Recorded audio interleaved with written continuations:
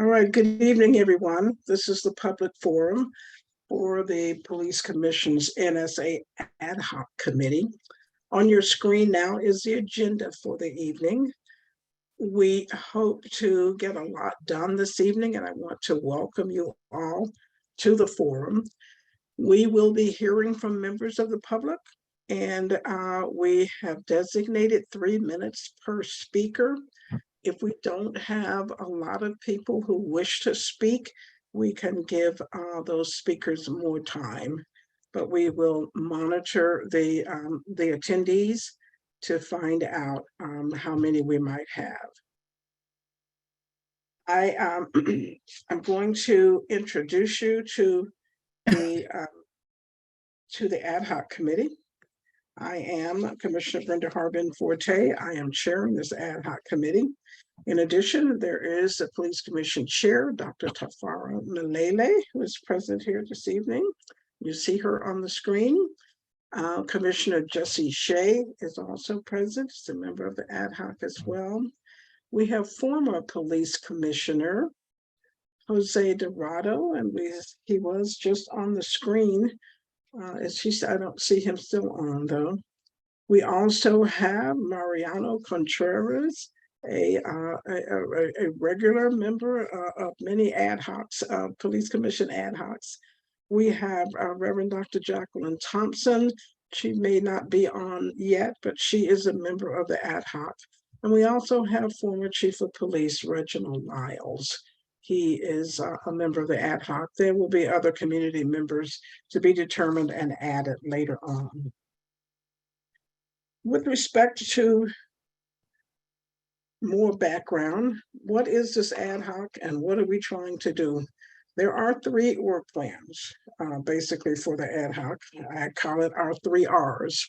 We will be representing the commission in all deliberations and discussions with the city, with the plaintiff's attorney, and with other stakeholders to resolve court oversight.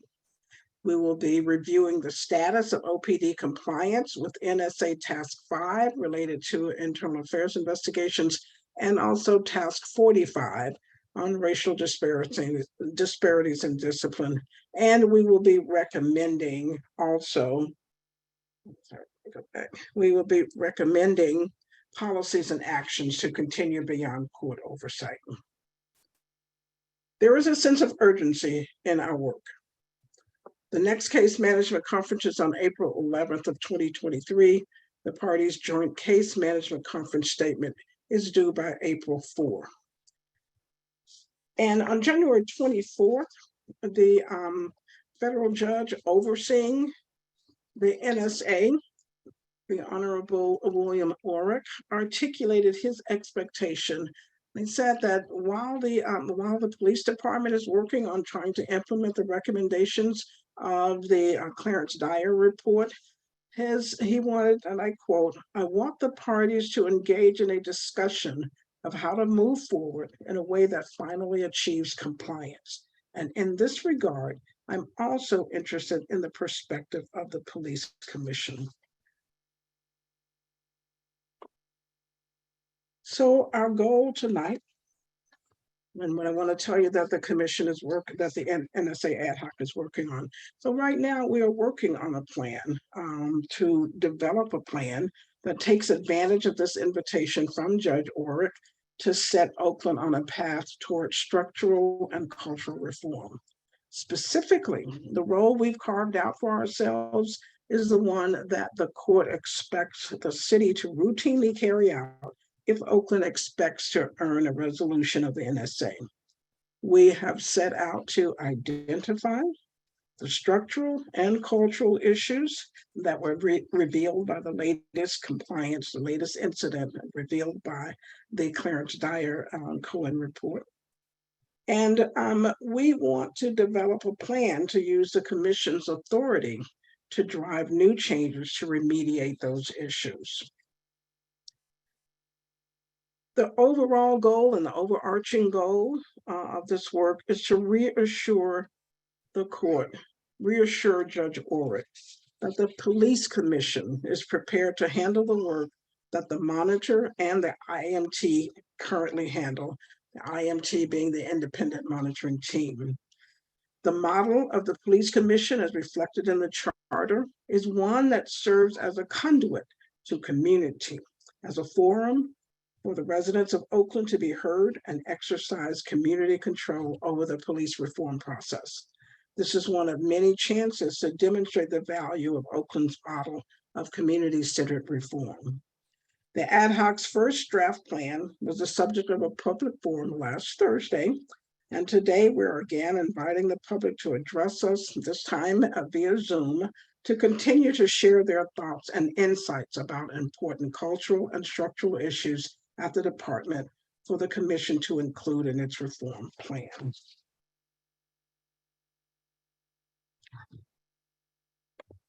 So tonight's focus will be narrow. It will be on the things that we need to complete in order to get from under the NSA. We'll be talking and want to hear your thoughts on Task 5, Complaint Procedures for Internal Affairs Investigations, as well as Task 45, Racial Disparities in Discipline.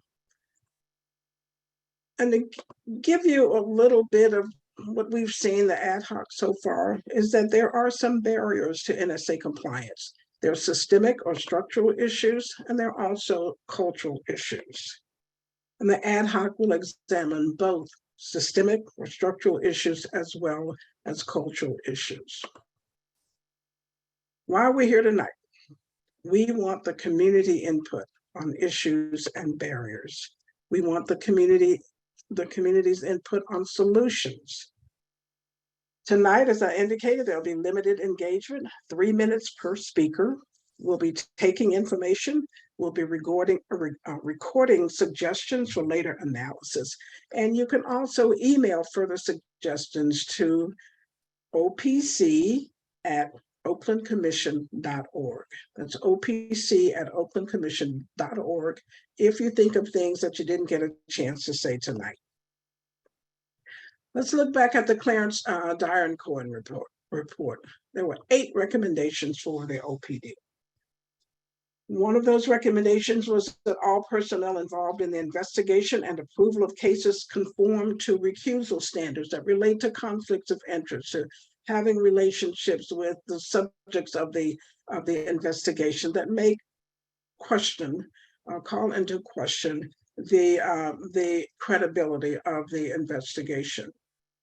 The OPD is required to adopt a policy that requires approval and documentation of all changes to the draft reports of IAD investigations.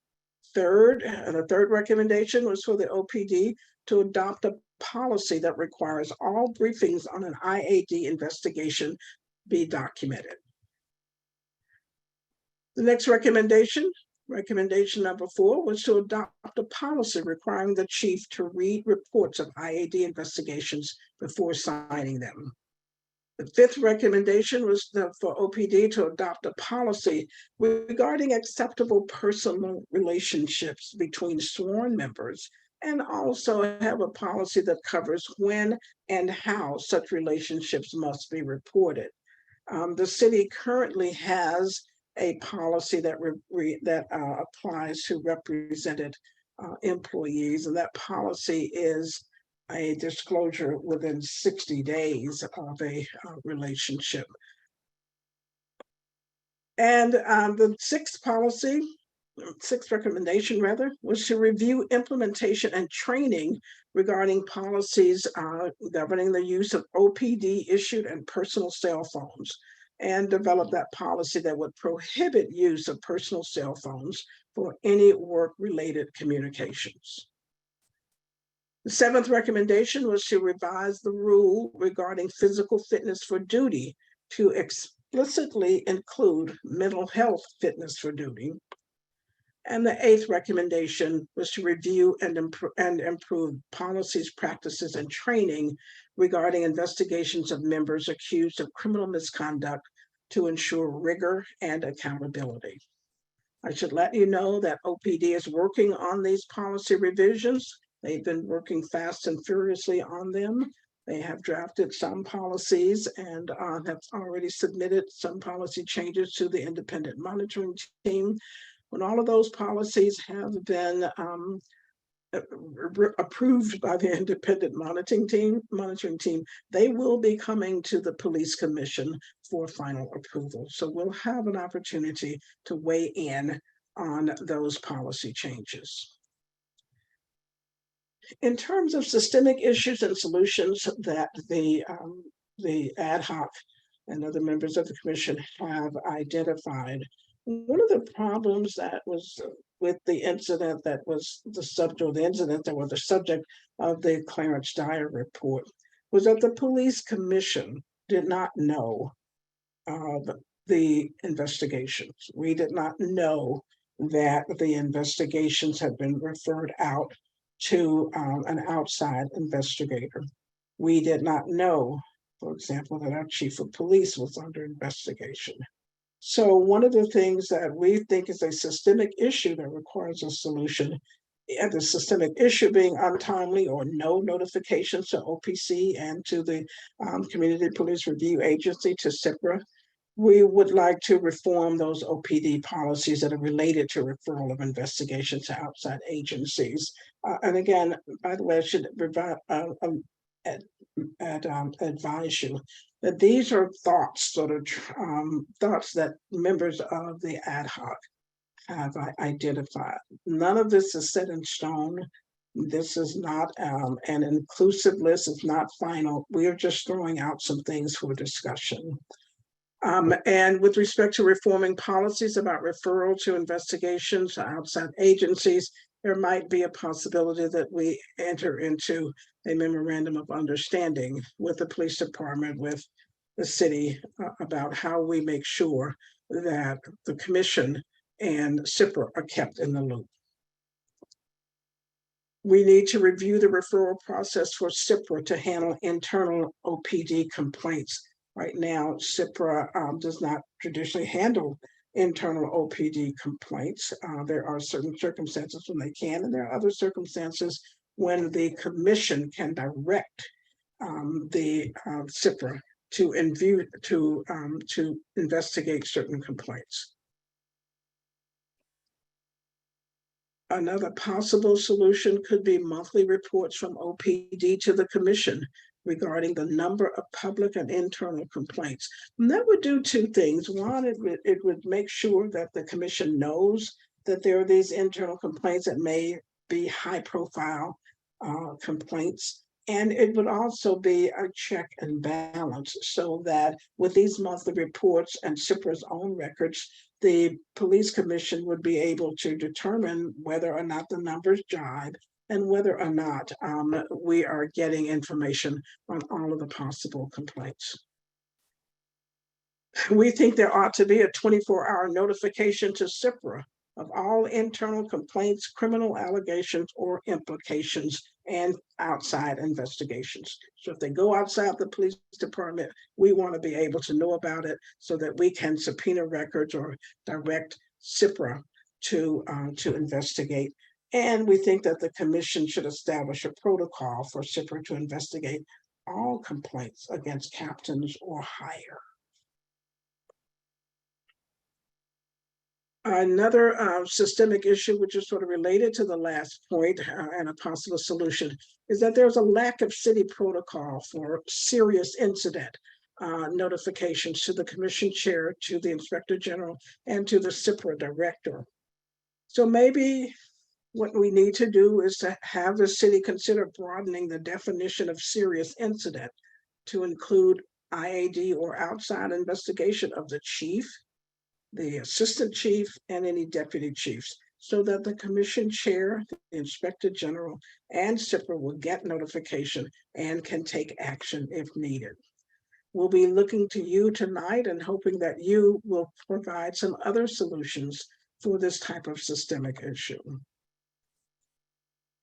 Another systemic issue is the post-NSA transition to overall and general community oversight authority and recognizing the police commission's authority. But we will also need for that resolution that the city make a commitment to a properly funded and fully staffed police commission, Community Police Review Agency, and the Office of the Inspector General, so that all of these agencies, all of us can perform our charter mandated duties. And there is also, in terms of systemic issues and solutions, there is a plan. We don't know when it might happen, but a future merger of CIPRA and IAD. And we will also be looking to you tonight to see if you have any ideas for any further solutions to this post-NSA transition to community oversight. There are cultural issues and some suggested solutions. There's a fear of insubordination, being accused of insubordination by lower ranked officers. And that is that we saw in the Clarence Dyer report allegations that some of the lower ranked officers were afraid to challenge their superiors and felt that they did not have a say in some of the changes, revisions to the report, and even an allegation that at the December 2021 meeting that people, at least one person, felt that they couldn't speak up. So we want the commission should review OPD's management training and assist OPD in reimagining the chain of command culture that could compromise an investigation's integrity. That OPD and the city develop an anonymous channel to report investigation integrity issues, with OPC, CIPRA, and OIG having access to that channel. And again, we'll look to you for some other solutions and other suggestions and ideas that you might have to add to this. Another cultural issue and solutions, a lack of the city, the monitor, and the IMT, the independent monitoring team, coordination with the commission and CIPRA. There was no coordination, communication, and that is critical. One of the things that we might want to do is for the city and the OPD, and also the monitor as the compliance officer, as long as they're in place, to provide regular closed session briefings to the police commission and to the Community Police Review Agency on compliance issues that might pose a risk to resolution of the NSA. Another possible step could be for the commission and the city to develop recurring commission agenda item, and a recurring commission agenda item to request all personnel documents that are consistent with Charter Section 604 F2, and that CIPRA, the Office of the Inspector General, routinely recommend that the police commission obtain confidential files and records that they believe the commission should seek. And another topic, another path we might need to take is that perhaps the city may need to revisit Charter Section 604 F2 to see if that section might even conflict with the idea of civilian oversight, because it basically requires a police commission to request documents that it doesn't even know exist, which is something that will be very difficult for us to do. There are, again, tonight, we hope that you'll come up with some other suggestions for how we deal with this coordination, the issue of coordination or lack of coordination between the city, the monitor, and IMT, with respect to the commission and CIPRA. And that will be a long term, because at some point, the monitor and IMT will be no longer in existence. A third cultural issue was a lack of distributed leadership and accountability at OPD. And when we talk about that, it was almost like there were perhaps we need more people in the chain of command even to take on some responsibility and have responsibility for the outcome, for investigations. And one of the things the ad hoc is thinking of is that the OPD and the commission have to establish an expectation and a requirement that all participants in the decision-making chain will be held to account for issues that they're aware of that compromise investigation integrity. It's more like, if you know something, say something. And so we will need to establish an expectation that all participants will do that. And that each person at every level of the decision-making chain in any given investigation must sign and be responsible for that finished report, so that everybody basically who touches it, who sees it, who comes into contact with it, will have to sign off on it.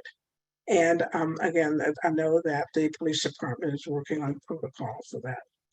We hope you'll have tonight some other solutions. Another cultural issue and solution is the availability of mental health services and support. The commission needs to better inform itself and determine what mental health services are offered and whether OPD does any proactive outreach so that officers are comfortable using the services. And that OPD and the commission should foster a culture that rewards officers for self-care and commends them for accepting mental health services. We hope you'll have some other solutions to suggest. And one of the things, we got a suggestion in an email today that basically said that perhaps what the police department should do is require annual mental health evaluations and require everybody to do it. That way there's no stigma attached to seeking help. So there may be other solutions, and will be other solutions that people can tell us about. Then there's a perception of favoritism in discipline. And the OPD has to get itself more granular information about the basis for the perception of unfair discipline. I know that there are studies or disparate sentencing studies and everything that are going on. And the commission needs to consider policy revisions to address this problem. Also, the commission, as many of you know, has an ad hoc for the investigation of the Oakland Black Officers Association's complaint about unfair discipline or excessive discipline against African-American officers. Other solutions, we hope you'll have some to suggest to us tonight. And this slide is just blank there in case we get some other, as you identify other systemic and cultural issues and solutions. So we hope we'll have that. Where do we go? I like this little puzzle here. At the end of the day, what can success look like? When we are doing everything that we have authority to do under the charter, when we have all of the important parts of community oversight of the police department in place, we'll have the Office of the Inspector General with that part of the public of the puzzle being doing what the Office of the Inspector General, what the voters wanted the Office of the Inspector General to do. We have the police department with its role in this whole puzzle. We have the Community Police Review Agency with its role in this in what we do. And then we have the Oakland community with input and advice and oversight, quite frankly, of the police commission. And then in the center, we have the police commission there. So when we get all of the parts of the puzzle in place, again, we do hope pretty soon that we will be out from under the NSA. The deadline right now, the timeline we'd hope would be around June, but we don't know. When we go to court for the April 11 case management conference, I think we'll get a better sense of whether or not the judge is going to be extending that deadline, and if extended, for how long. So that is where we are. And I think that what we will do now is I'm going to turn it back.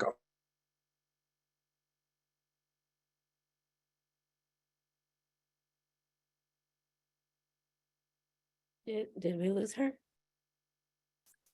I do believe we lost Commissioner Harbin-Forte, but I think where we were going with this next was to take public comment. So I'm happy to take. I see Mr. Contreras' hand up, so maybe we can take some comments from the panelists while we wait for her to, questions and comments from panelists while we wait for her to return. Thank you, Chair. If that's okay, I'd like to make some comments. Please. So I have a lot of comments, but I'm going to keep it to two. One is I just have a question about how public this is today. So we're going to public comment now, and then how many times are we going into public comment? That's my question. And then my comment about in Commissioner Brenda Harbin-Forte's presentation, she mentioned the city several times and made reference to the city as being an ally or working with, or there's been a lack of coordination with them. And so I think that a really important thing to consider for this ad hoc to get the city to buy into not only the ending of the NSA, the consent decree, but for the continuing work and support of the police commission, is to recommend that this ad hoc be a standing ad hoc. So that way it'll be under the city council. They would have to buy in, they would have to get reports and be intimately involved with this work. Thank you. Thank you, Mr. Contreras. Mr. Lyles? Yes, I had only one comment, and it has to do with the discipline and the discipline matrix. I don't think that should be avoided in terms of looking at that. For example, in the discipline matrix, obstructing an investigation is counseling to termination. That's the range. And it seems to me that if somebody is obstructing an investigation and we know that they ought to be terminated.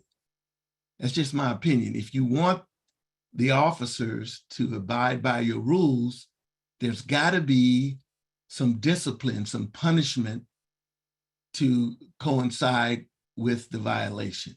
It should be reasonable. It should be progressive.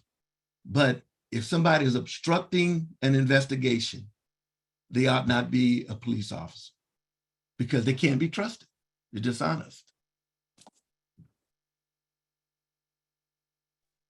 Welcome back, Judge Harbin-Forte. We had the panelists start to make comments and questions. Mr. Contreras had a question as to how many times we're going to public comment tonight. And then he suggested that we do NSA standing committee. I didn't comment back, but we do have plans to do that. We just have to approve it as a commission and they have to approve it too. So it's just a process. And because of the time constraints, we needed to do an ad hoc to be able to actually complete something by April. But yeah, we have every intention of a standing ad hoc committee. I'm sorry, standing committee. Yes, or a committee that will continue, because the NSA compliance, there are still components of the NSA compliance of the NSA that we need to incorporate and adopt. And one of the things we need to do is to reassure the judge that once they're out of the way, that the constitutional policing will continue in Oakland. And we have everything in place with the police commission, with SIPRA, with the inspector general's office. And again, just the overall power of the commission and responsibility to monitor the Oakland Police Department. But right now, the sense of urgency is in terms of trying to get something together to go into the joint case management conference statement that the city will be filing before April 3rd. The plaintiffs, with respect to meetings that we've been going to, the plaintiffs' attorneys have been there. Commissioner Chairman Laley and I have been in attendance. The IJ has been in attendance. The I think I mentioned the plaintiff's attorney, the city attorney, various city attorneys, other important stakeholders and city representatives have been there as well. So Yes. will that recommendation of a standing committee be part of the report? Because the judge would probably welcome that and really see that as a good opportunity to get the city to buy in. I'm not sure it'll be part of the report. We can certainly let them know that we have a committee, just as we are letting the judge know that we have an ad hoc on the OBOA investigation as well. So we will be continuing to monitor that. Standing committees are a term of art. We have to get city council approval for a standing committee. So that's why you see me being hesitant. But this ad hoc is not going to go anywhere. Even as we get out from under the sustainability, it will probably still be around. If the judge extends the sustainability period for another 3-6 months after the June date, for example, we will still be in operation. And in addition, the commission will be around to monitor things. So let me, I do want to hear from members of the public. Ms. John, so let us invite members of the public to give us their thoughts and ideas now. And again, we will be recording this. You'll get 3 minutes to speak. How many attendees do we have? We currently have 19 attendees with 3 folks with raised hands. Okay, all right. Let's stay with the 3 minutes for now. And if we need to do much more, we'll do that. Can you clarify, we're doing the public comment this one time, or if you Yeah, I already think did that, I once. apologize.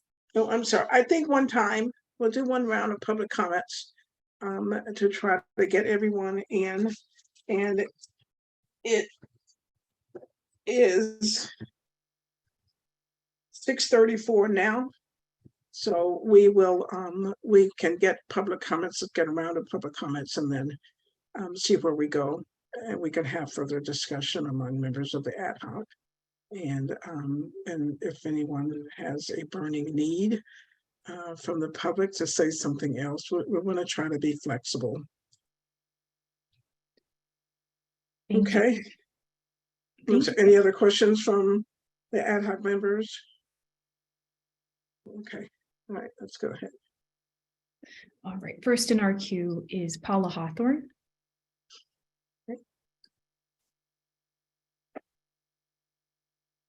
Yes, I'm Paula Hawthorne. I'm representing Make Oakland Better Now, which is an Oakland good government group. And we recommend that to exit the NSA, that Judge Orwick should immediately appoint a different monitor compliance director. This should be a monitor compliance director who will work closely and transparently with the police commission, the police commission's inspector general, and the community police review agency to transition the monitor compliance director's oversight to the agencies that the citizens of Oakland have established to provide that oversight. Former Rochester Police Chief Robert Warshaw has been the court-appointed monitor since 2010 and the compliance director since 2014. Chief Warshaw's stated goal is to ensure that OPD can hold itself accountable. However, in the 13 years since he began this process, the people of Oakland have decided that police departments, by their very nature, do not hold themselves accountable. Just as banks and restaurants and hospitals and nail salons have outside inspectors, police departments require an outside group to hold them accountable. Oakland has created this necessary oversight. You, the police commission, the inspector general, and the community police review agency. The struggle to hold OPD accountable is something that can never truly end, because inherent in policing are the issues of control and because humans make mistakes. What can end is the NSA, when the power to hold OPD accountable is firmly in the hands of the police commission, the inspector general, and the Community Police Review Agency. This can only happen when we have a monitor compliance director who is not only willing to cede that power, but to help make the transition happen. We have seen no sign of this willingness with the current monitor compliance director. There has been no public statement, no mention in any of the monitor's reports, nothing to state that the monitor compliance director is transitioning that power. Therefore, we need a new monitor compliance director now. I thank you for listening to me. Thank you for your comment. Next, we have Billie Jean Carter.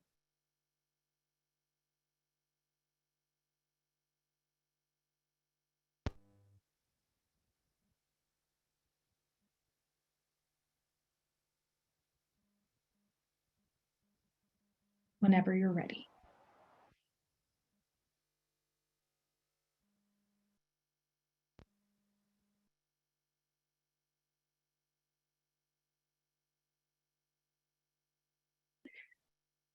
I will come back to you after technical difficulties get resolved. Next in the queue, we have phone number ending 1779.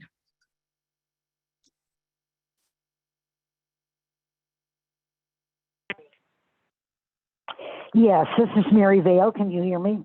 Yes. I think that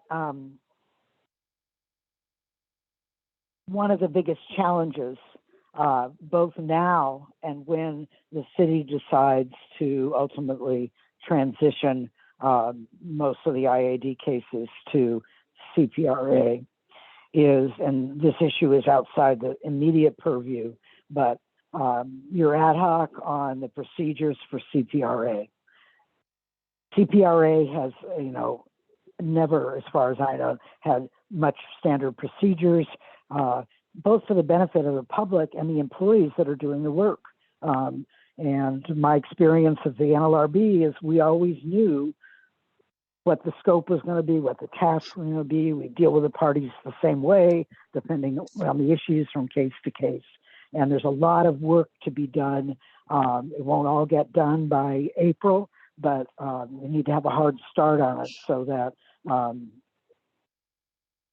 CPRA can both be respected and have the procedural and staff capacity to do the work they have now and the additional work that they're going to get later, simply because they're going to be the main overseer. I think that talking about fear of employees and insubordination or whatever, a big part of police culture is the no snitching rule, and so I think that we probably need an upfront, process basically where the inspector general can take confidential whistleblower complaints, do an investigation, give as much protection on identity as they can, so that officers who see bad things going on or coercion during an investigation can have a place to go outside the police department to take their issues. That's all I have to say at this point. And I will amplify my comments about the changes I think that need to happen, not just in resources, but in operating procedures at CPRA for civilian oversight of OPD to be successful and not be discredited or fail. Thank you. And if I might say that the CIPRA procedures ad hoc has been working the past few months and has completed a draft of the procedures, which we expect to bring to the commission within the next month. But thank you. Next, I will try Billie Jean Carter again.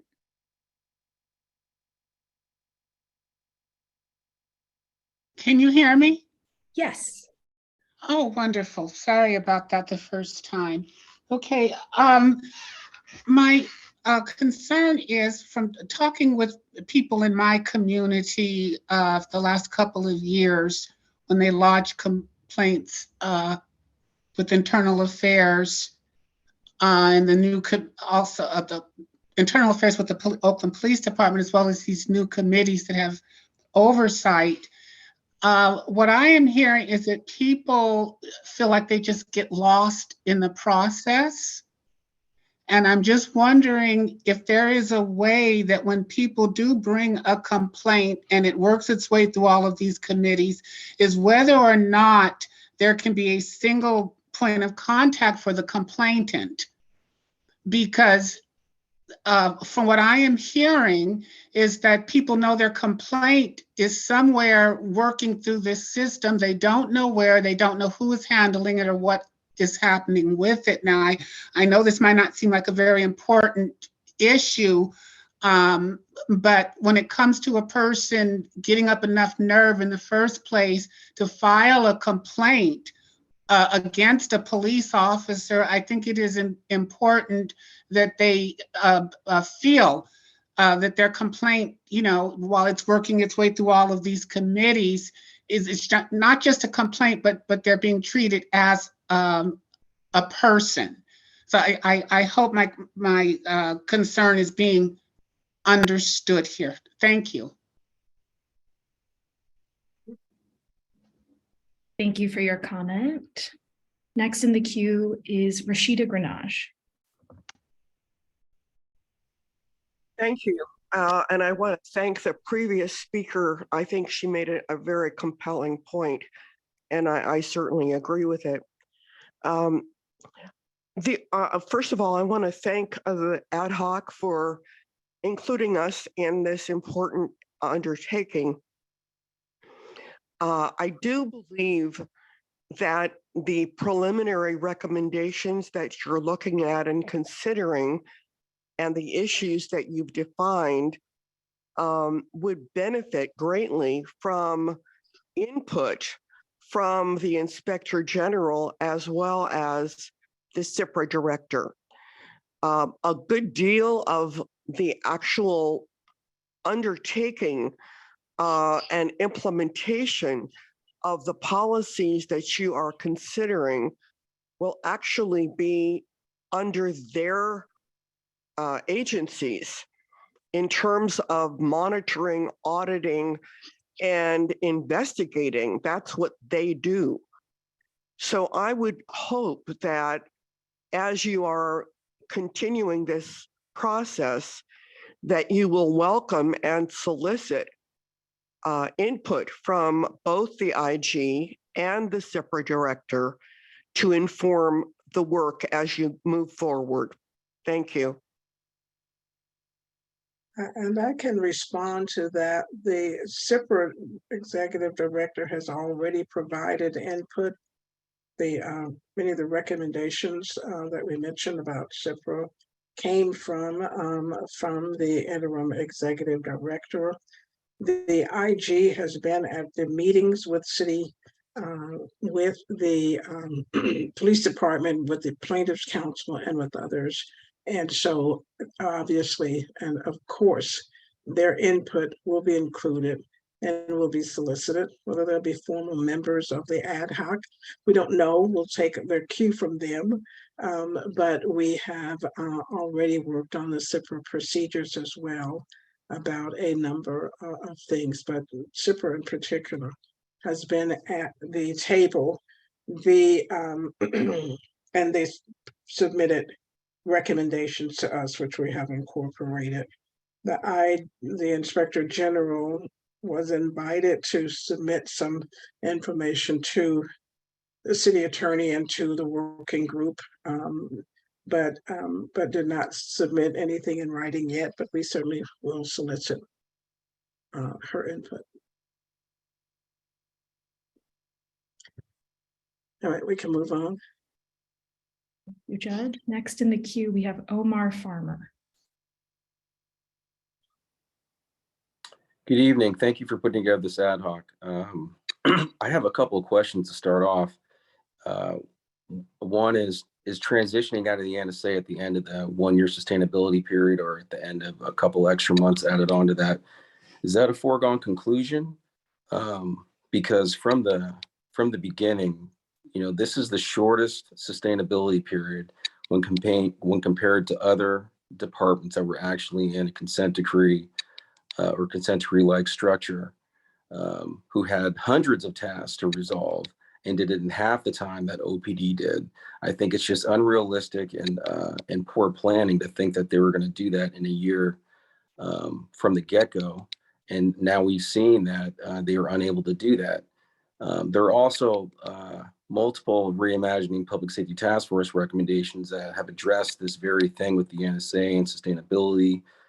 Specifically, recommendation 7, 8, a couple of bullet items on recommendation 44, and maybe a couple other recommendations, elements of those recommendations that could help with this. And that stuff, all those recommendations were passed by a supermajority, meaning that most of the people there all supported it back when that task force was dissolved a couple of years ago.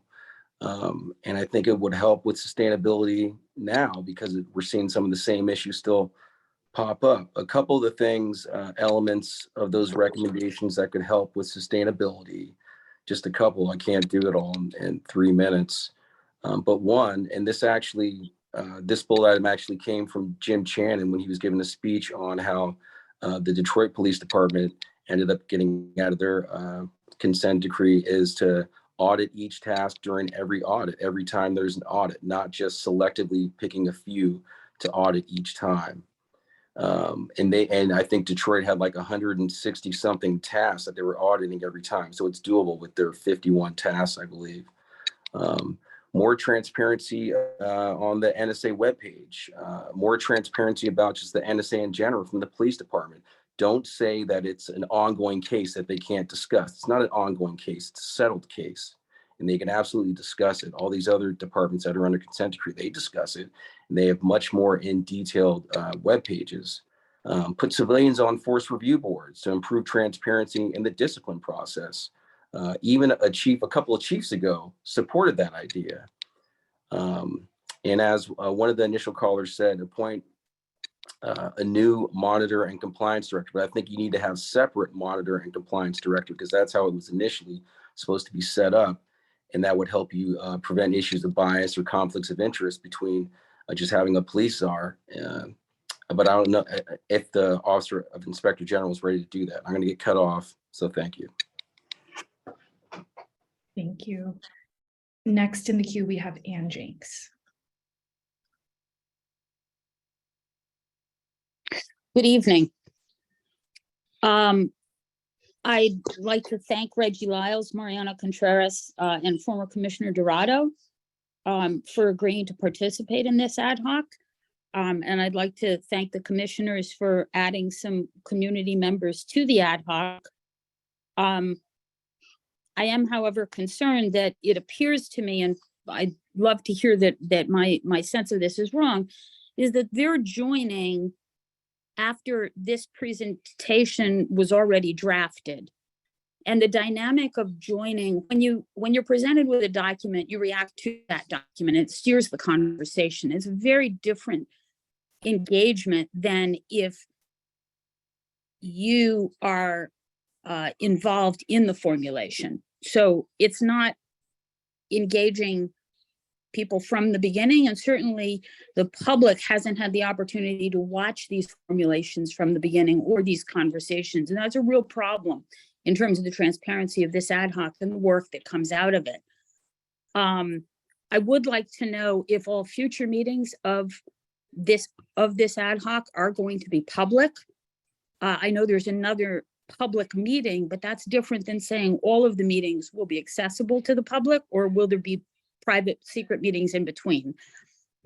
One of the things that happens when there's this lack of transparency, for example, is there were SIPRA recommendations that I think would be really interesting to understand what those recommendations are in terms of seeing how the ideas have come together, but we don't have access to that.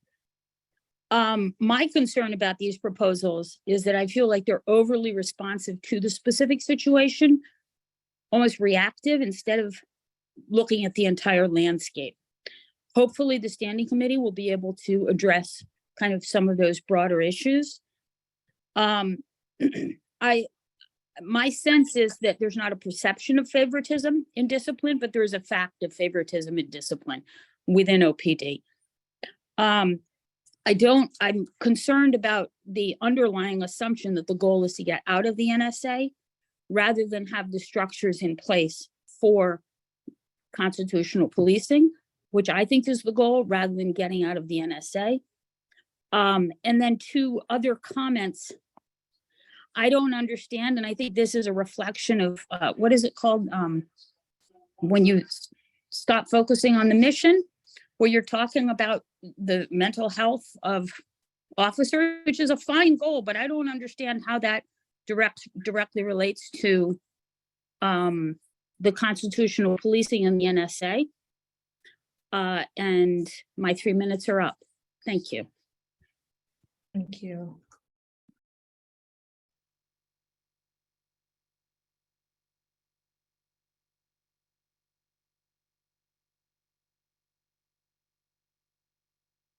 At this time, there are no more public comments. What was it? Mhm. Okay, was that 19 people already? Okay, 19 attendees, not everybody had their hands up. Okay, and in terms of the ad hoc members, we can discuss some of the issues with respect, for example, to the CIPRA input. We posted on our website the sort of first draft of a memorandum, which was much more extensive. I think it was 7 pages. And we put on that in there many of the CIPRA recommendations. They were incorporated into that memorandum. That memorandum was attached to the to last week's Police Commission agenda as a supplemental document. So it's there. If anybody cares to read, the vast majority of them are there. Again, and also I would just like to say that what we have done is not to foreclose any additional thoughts or ideas. If we did not have the upcoming court appearance, certainly we could have been a lot more leisurely, but nothing has been foreclosed. This is an ongoing project, an ongoing process. But now, because there is a risk that sustainability period will be extended even longer, we need right now to, again, reassure the judge that we don't need another 20 years or 10 or 5 years of oversight. And I'd also like to just remind people that when the lawsuit started, there was no police commission.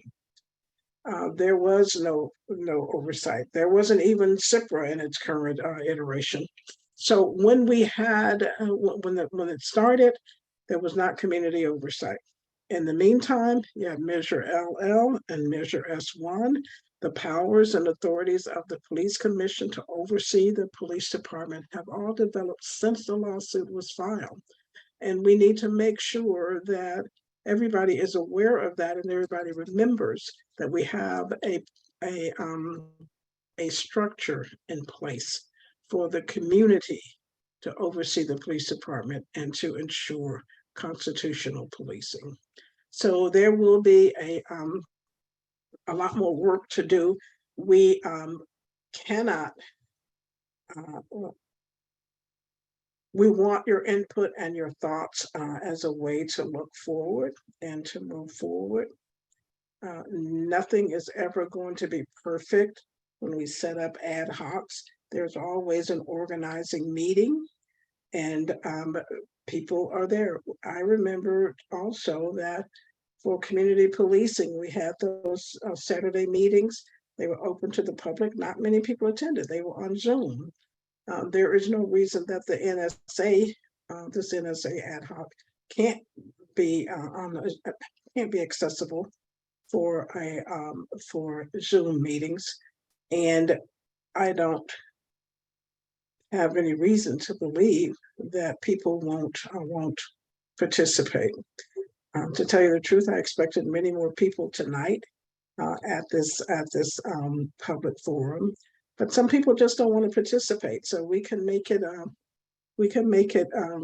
as accessible as we can, but the commission from the time that I have been on it, has not been interested in trying to hide anything from the public. We have an obligation to include community input, and we're trying to do it as often and the way that we best can.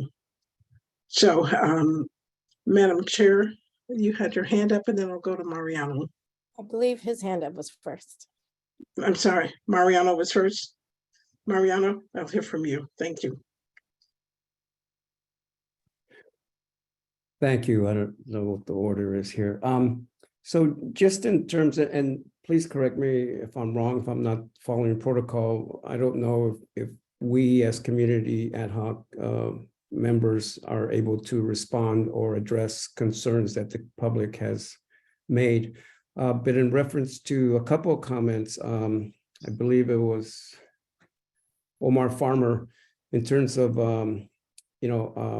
NSA compliance and how within other consent decrees throughout the country, there's been some much more tasks and in less time that they've met the compliance. I just want everyone here and the public to know that I'm not here to check boxes. I'm not here to say, okay, this number 45, number 5 is done and is checked. And so we're out of compliance and we're good to go. Once those are completed and complied with, that's why it's important to have this standing ad hoc, because this standing ad hoc can and should perform the responsibilities of the existing monitor and the monitoring team. There's no reason why we can't continue to do that with the input from the public, because this is what it is. It's community oversight at its best. Thank you. And can I clarify? Yes, everybody should feel free. This is not a commission meeting where we can't engage or respond to comments that are made. So this is a meeting of the ad hoc. So the public should hear what you feel, and we should certainly respond to public concerns and suggestions. That's why we're having this forum. That's why we're having this ad hoc meeting. Madam Chair. Thank you. I wanted to respond to the comment from Ann Jenks about mental health. Mental health is very much within our purview, and in the charter under Municipal Code 2.45.070 C and D. So please look that one up. That's all I have. Thank you. And with respect to the mental health issue, that was a recommendation in the Clarence Dyer Cohen report, which the judge essentially approved and said, go forth, police commission, and do something with these recommendations. Tell us whether they're going to be implemented and how you're going to implement them. And if you're not, tell us why, whether you have a better plan than what the 8 recommendations were. Commissioner Shea. I see a member of the community that we haven't heard from with their hand up. I was wondering if we could get their comment. I'm sorry. I see a member of the community too, actually, that have their hands up. Okay. Who have not spoken. So I would Okay. like to, if we could, take their comment. Oh, thank you. Thank you. Kelly? Absolutely. Yeah. And by the way, if you see any other hands up, particularly people who haven't already spoken, just please recognize them and we'll hear from them. Will do. There are currently 3 people with their hands up in the queue. First is David Boatwright. Okay. Okay, it's short and sweet. We got too many organizations. That's why they don't communicate. Can somebody list all the different organizations that are involved in this process besides the police commission? That's the only one I see that has a real validity. That's it. Thank you for your comment. Next in the queue, we have Motorola Moto G Stylus. Was Mr. Boatwright, was he done? His hand is still. Yes, he said that was all. Oh, okay. I'm sorry. Thank you. And Can you hear yes, me? I've been increasingly uncomfortable about the way members of the police commission are approaching their role with the NSA.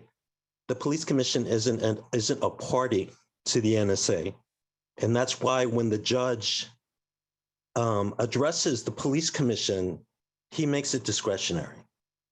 And if you read the, I don't know what to call it, the order or the stipulation in which the police commission is mentioned as taking part in helping craft the way forward on these tasks and on sustainability, it's at your discretion. And that's because the police commission isn't a party to this suit. The city is. The city's goal is to get out of the suit. It should not be the police commission's goal to get the city out of the suit. The police commission's goal, and all of this stuff is contrived at this point that it's going to be the police commission that takes over for the NSA. There's nothing like that in the language of the police commission charter. Your role is to oversee the police department, and there's some huge failures there. I understand that the police commission didn't think, or many of the members of the police commission didn't think that the Clarence Dyer report was sufficient, and that's fine. It'd be great to see a report from the police commission about its objections. But Chief Armstrong really did get out there and do questionable things once this issue came up that the police commission has never grappled with or addressed. He called the entire process a sham that the monitor was using to make money, calling into question how seriously he has taken under his administration to get out of the sustainability period. It really is time to focus on your job, not on getting out of the NSA and not on protecting a police chief that you were instrumental in hiring, but to do the role. I haven't seen the police commission either focus on the issue of using disappearing message apps. That is a huge thing going forward. If IAD is going to be effective in any way, if CIPRA is going to be effective, and if the police are communicating with one another to get their stories straight via Signal or another disappearing text app, then what are you doing? That's just like you might as well not have an oversight process because they're gaming it. And there hasn't been any focus on making sure that there is a policy where you literally lose your job if you're found with one of those apps on your phone communicating with it. And that's the way it should be. I'm just really concerned about the sort of groupthink that's happening with the police commission. I hope it gets addressed. thank you for your comment. Next in the queue is Joanna.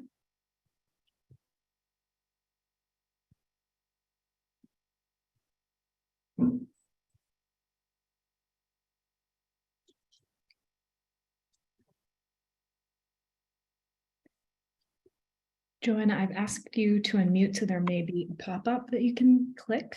to start. Oh, hi, can you hear me now?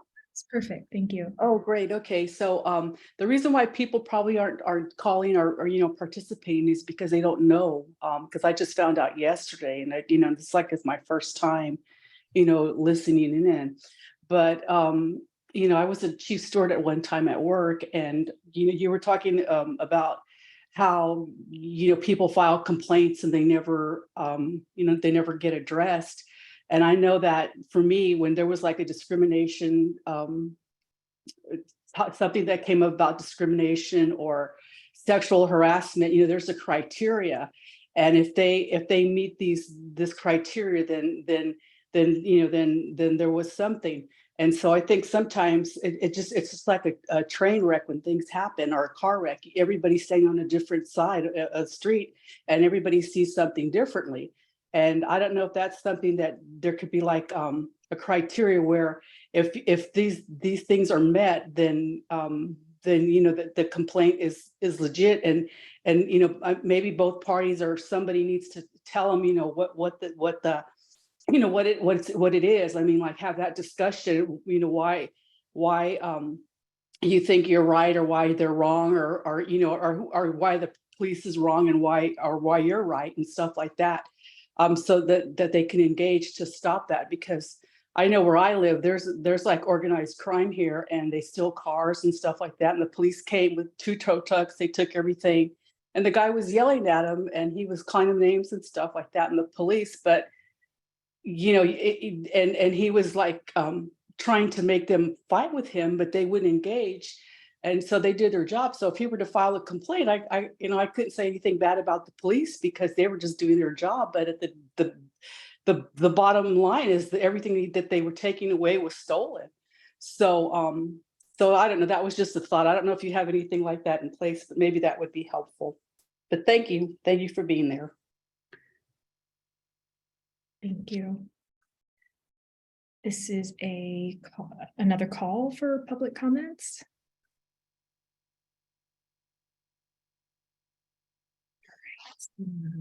Okay, great. Let me respond. I want to make sure the public understands that it is the job of the police commission to ensure that the Oakland Police Department engages in constitutional policing.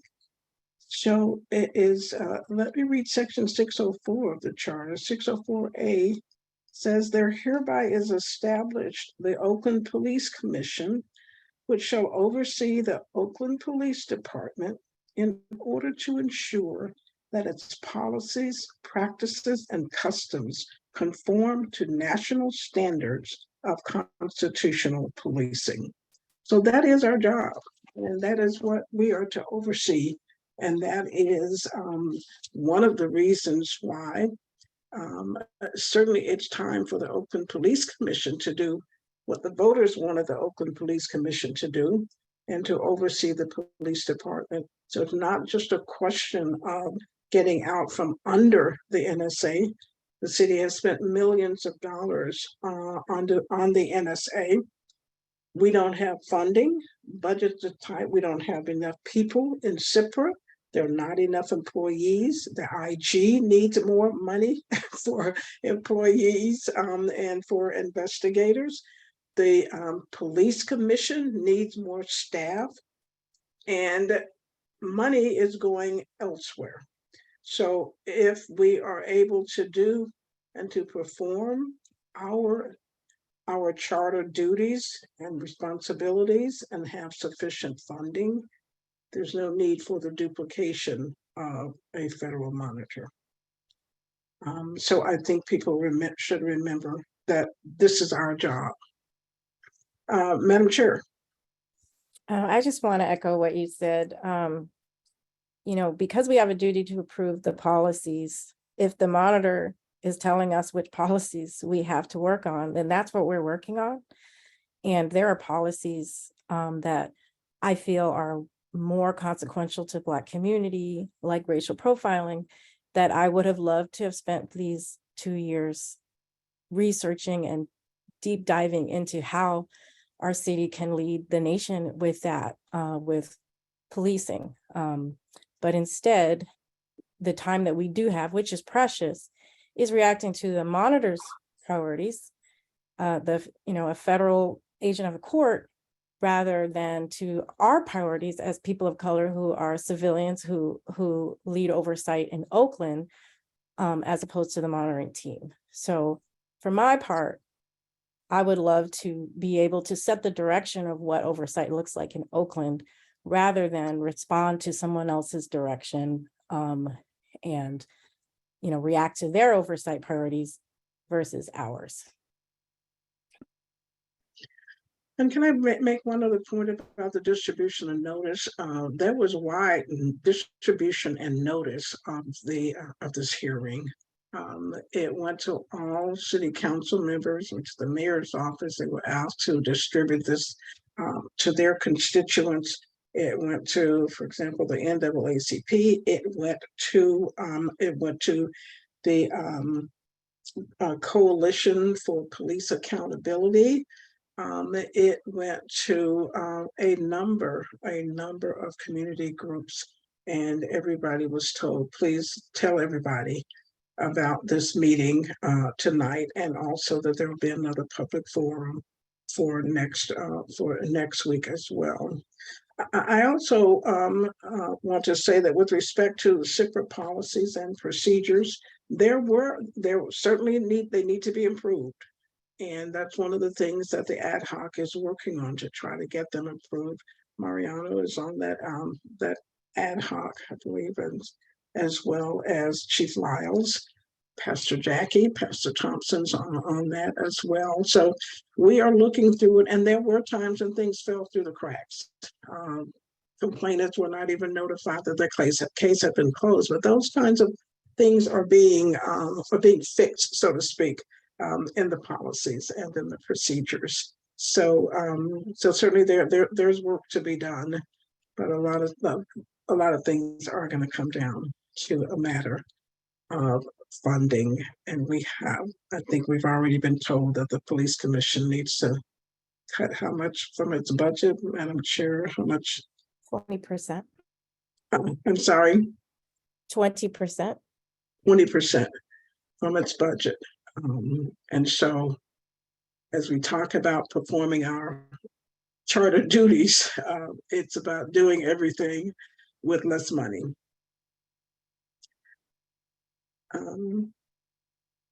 Anyone else want to make a comment? We are at 7:13. I think we can end at about 7:30 or so. But are there any other thoughts or comments from? Mr. Contreras' hand is up. I'm sorry. Mr. Contreras, his hand is up. Well, Mariano, go ahead. Thank you. Thank you. So as far as the recommendations that are coming from the Clarence Dyer report, I think there's 8. These are just recommendations, and I don't think that, I think we need to prioritize them and look at them, but I think that we should also come up with some recommendations that we need to look at. One that should be outstandingly on our minds is to recommend a policy that there should be no cover-up and no advising of changing reports, which was done. That addresses both culture, it addresses systemic problems, it addresses those, sharply. And so, we need to add that as number 9, as the standing committee. So we should be able to come up with our own recommendations to do this, address those that we think are important and prioritize. And then lastly, I think public engagement and advertising, for this meeting tonight. I think it was, short notice, but if I think that's what Ann Janks was addressing. If there was some conversation about this, I'm sure many of us could. You guys did a great job, by the way. I received, I think, 3 notices from 3 different groups that I belong to. So great job, Commissioner Brenda Harbin-Forte. I do not want to take anything away from your outreach. But I think that, in the future, if there's going to be any public forums that, we need to talk to all of us, and we can hit our neighborhoods, we can hit, our, just as wide a net as possible. Thank you. Thank you. And I think that's why we sent it out to everybody saying, tell your constituent groups and everything. I even sent it to Allah, to the African American Latino Action Alliance. Tell everybody, there are about 1,000 people on that email list. Tell everybody about this. There was I think there was a meeting with council of this ad hoc, and there was essentially a meeting. We have not been having ad hoc meetings that the public has been shut out from. So this, and what we wanted to do was to make sure that we have this public forum. But we had a meeting with council, and we had a meeting to do some preliminary things. What you see, these recommendations, these ideas are nothing set in stone. And I like to analogize it to, let's say that you go to a meeting and there's a facilitator there, and everybody gets an opportunity to throw out some things. And you remember what was the board and everything. So everybody's writing things down, and you have 5 or 10 ideas up there.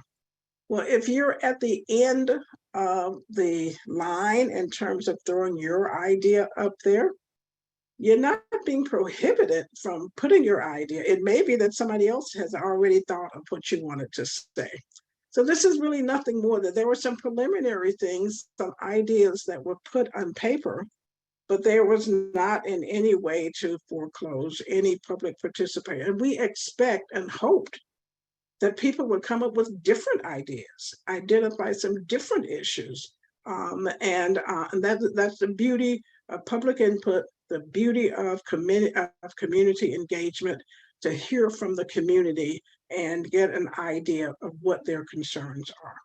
So that is what we wanted to do. But by the way, the forum was posted on the commission website. It was posted on there last week. It's still on the commission website. So there were plenty of avenues for people to know about what is going on. And Kathy Leonard, when I sent the flyer to her, she said, I'm going to make sure that it gets sent to my networks and everything. So we've done all we can. Pastor Thompson, and then I'll come back to you, Chair. Good evening. I first wanted to greet everyone and thank you for the opportunity to be here and to participate, and certainly thank those persons who have made comments thus far. It's certainly been enlightening. Yes. And it certainly has added some perspective to some of the issues that we've already been contemplating. But I unmuted to comment to echo Mariano's sentiments first around a standing committee. We understand what that entails and whether or not that can happen by the April time period. It's important to know that it is on your agenda. So I thank you for affirming that as well. I would also want to augment Brother Mariano, as I'm always known to do, your recommendation. I think, in my opinion, in addition to explicitly stating a position around cover-ups, at some point there has to be some disciplinary action attached to it. So there's going to be some cross-policy analysis that's going to have to be done, because in order to just state that, okay, well, you can tell your kid don't go to the store and steal. It doesn't mean they're not going to do it. What's going to happen if they do? And so I think some teeth will need to be added to that as well. And so I'm hopeful that, at least in my particular context, we can go back and poll our people and perhaps bring recommendations back from our own kind of community ad hocs that we can do and add that to the community. We have a large populations. They are very opinionated, and the world has opened. So this time frame is not necessarily convenient for everybody. People are kind of Zoom fatigued, but we are able to engage our constituencies, and even for those who have attended this evening, who are also engaging their community, bring those recommendations back. The more we, for me, the more we have, the better this experience will be. Even though everyone will not attack it from the same perspective, I think the goal is the same.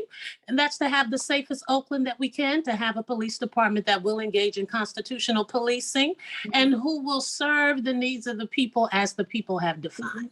So I just wanted to come off to state that, to honor everyone who's here, for those who have made their statements as well, those I understand and agree with, and even those that I don't, because it's going to take all of us. It's going to take all of us to come through this, whatever that looks like. So thank you all for your time. Thank you. Madam Chair. Oh, just quickly, I was wrong about something I said earlier. It was 15%. So citywide is 20% to cut the budget. The commission was asked to cut by 15. Okay, thank you. Thank you. And thank you, Pastor Jackie. You said exactly what we hope, which is why I love having you on ad hocs, because you cut to the core of things and you raise the issues. But what we want and what we're trying to do is to get the input. We want to hear from everybody. We want to hear your experiences. We want to hear how we can improve things. That is what the commission as a whole needs to hear, so that we can carry out our charter mandates. We need to know what the public wants and what the public needs, and what is what's possible, what's feasible. I mentioned the policies before. With respect to the policies, the members of the public will get a chance to weigh in on the Oakland Police Department proposed policies. You will get that opportunity because they will be coming to the police commission. They will be on an agenda. and people will get a chance to weigh in, as will the other commissioners. So nothing's set in stone, and if there's something that is troubling by some of their proposals, for example, they want a deputy chief to make sure that a deputy chief signs off on it. One of the proposals they're looking at is to track any changes, and there to be accountability in investigations, so that there won't be another situation where changes have been made, where people's roles have been changed from to being just a witness and things like that. So they're proposing some tracking of those kinds of changes. And with respect to, again, the Clarence Dyer report said, that the chief sign, read every report before signing. So they will come up with some recommendations. We'll get an opportunity as a community to review those recommendations. We'll get community input on them before the commission decides that they're good, or that they should go forth for implementation.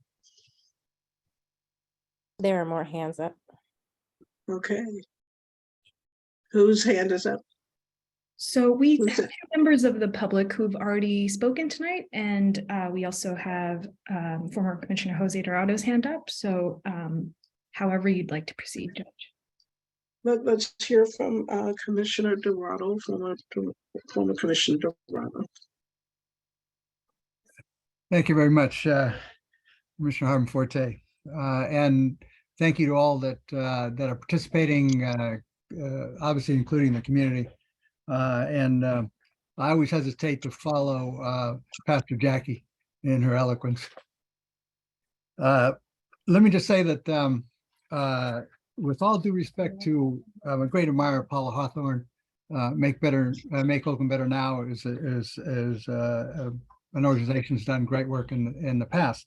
But I have to take great issue with the comments that Paula made. The monitor has done some substantial work, and the resistance to the reforms are the reason why we're still 20 years down the road with the NSA. Not that he has failed in some sort of a way, and certainly not because he wants a paycheck. So let me just say that it just doesn't square that he should be ceding some sort of power or contributing some sort of transition when what has been written and been an order, a federal order for 20 years, is still not complied with. And there's been any number of examples of not only the resistance by OPD to compliance with the NSA, but also the times that the monitor has made it very clear exactly what was the instances of this resistance and the examples of their not mistakes. These were conscious decisions that they made. And the things that come to mind are, for example, the times that they underreported use of force and the Pollock shooting. And the federal monitor made it real clear what happened in terms of that, the underreporting of the use of force, and he's the one that caught it. He's the one that did the deep dive into the data and said, wait a minute, these numbers don't add up. There's some real discrepancies here. He's the one that came out with that. And he's the one that said, no, the officers involved in the Pollock shooting should be fired, and made it real clear that it was a real decision that the former police chief made was incorrect, and why. So I have to disagree heartily with the idea that Judge Orrick should appoint another federal monitor. It just doesn't square with what I know has been the history of not just the NSA, but also Warshaw's involvement in working to get the OPD to comply with what has been clear for 20 years. So I'll leave it at that. Again, all my respect to Make Oakland Better Now and Paula Hawthorne, but I have to take issue with those comments. Thank you. Thank you. And it's about 7:30 we had intended for this public forum to go until 7:30. The next public forum will be next Thursday. It will be during the police commission meeting. And in addition, if people didn't get a chance to put all of their ideas on the record tonight, please email the OPC at oaklandcommission.org, and your comments will be stored and will be considered. So I want to thank everybody for appearing tonight, for participating, and we hope that we will continue to see you, and particularly at next Thursday's meeting. So I think that we will end this tonight. So thank you all. We will let the members of the public go. Okay. Looks like Mr. Contreras has his hand up again, though. I'm sorry, Mr. Okay, go ahead, Mariana, go ahead. Okay. Yeah, I just want to add more information to that announcement you just made, Commissioner Harbin Forte, that next Thursday will be in person. And in order to make comment, you do not have to submit your comment card before the meeting. You can do it there in person before every item. So last week it was announced that, or an email or something went out that said you had to do it by 5:30. That's why I didn't show up, because I could not make it by 5:30. And I'm sure a lot of folks didn't show up either. I watched it, but I couldn't participate. So I just want to add to the public who's listening is that you do not have to submit your card, your comment card before 5:30. You can show up to the meeting, and before every item, you fill out your card and you present it there, and then they'll call your name. Thank you. Yeah, thank you. And actually at last week's meeting, I think we may have taken the card. I think Ann Jenks was the only one who was there. But it was not intended. We wanted to run it more like we did on that Zoom call and let people speak on an agenda item. So we'll clarify that, and we'll clarify what is permissible. I don't really know, but we want engagement, and we want people to be there in public, and we want to hear from them in public on the agenda items. May I ask a question? Yes, please. Is there a hybrid option for this in-person meeting, or is strictly in person? It's strictly in person. That you can watch, you can participate, you can watch on Zoom. Then for the purposes of the public in mind as well, can we repeat that email address where comments can be sent? Sure. OPC at oaklandcommission.org. Okay. And so yes, so you could be there in person, you could watch, but we were not able to. We had wanted and hoped that we could get a hybrid type of setup, but for some reason the powers that be decided that no, the city powers that be decided that would not be appropriate. So with that, we will conclude. Again, I want to thank the members of the public who joined us tonight, and we will adjourn this meeting. Thank you. All right. I think we have council. I have a meeting with council. All right. Thank you. Anything else? Okay. Thank you.